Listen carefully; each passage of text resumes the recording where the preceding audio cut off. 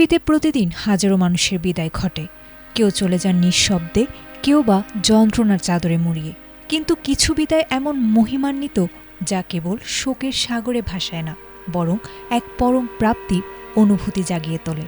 চিরদিনের জন্য চলে যাওয়ার ঠিক আগের মুহূর্তেও কেউ যদি কোনো পবিত্র কাজে ব্যস্ত থাকেন, তবে সেই বিদায় যেন আর সাধারণ থাকে না। ঠিক তেমনি এক অদ্ভুত সুন্দর বিদায়ের গল্প তৈরি হলো মসজিদের ভেতরে, যা দেখে চোখের জল ধরে রাখতে পারছেন না সাধারণ মানুষ।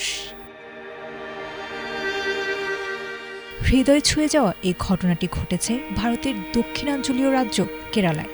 গত মঙ্গলবার সেখানকার একটি মসজিদে প্রতিদিনের মতোই আজান দিচ্ছিলেন মুয়াজ্জিন আব্দুল লতিফ। খুব স্বাভাবিক কণ্ঠেই তিনি মানুষকে নামাজের দিকে ডাকছিলেন, কিন্তু আজানের পুরো অংশ শেষ করার সময়টুকু আর পাননি তিনি। আজানের সবচেয়ে গুরুত্বপূর্ণ অংশ অর্থাৎ আল্লাহর একত্ববাদের সাক্ষ্য দেওয়ার ঠিক পরপরই হঠাৎ অসুস্থ হয়ে পড়েন তিনি। মসজিদে থাকা অন্য মুসল্লিরা কিছু বুঝে ওঠার আগে জ্ঞান হারিয়ে মেঝেতে লুটিয়ে পড়েন আব্দুল লতিফ। পরে ডাক্তাররা পরীক্ষা করে তাকে মৃত ঘোষণা করেন। মসজিদের ভেতরের এই পুরো ঘটনাটি ধরা পড়েছে সিসিটিভি ক্যামেরায়। সেই ভিডিওটি এখন সামাজিক যোগাযোগ মাধ্যমে ব্যাপক ভাইরাল।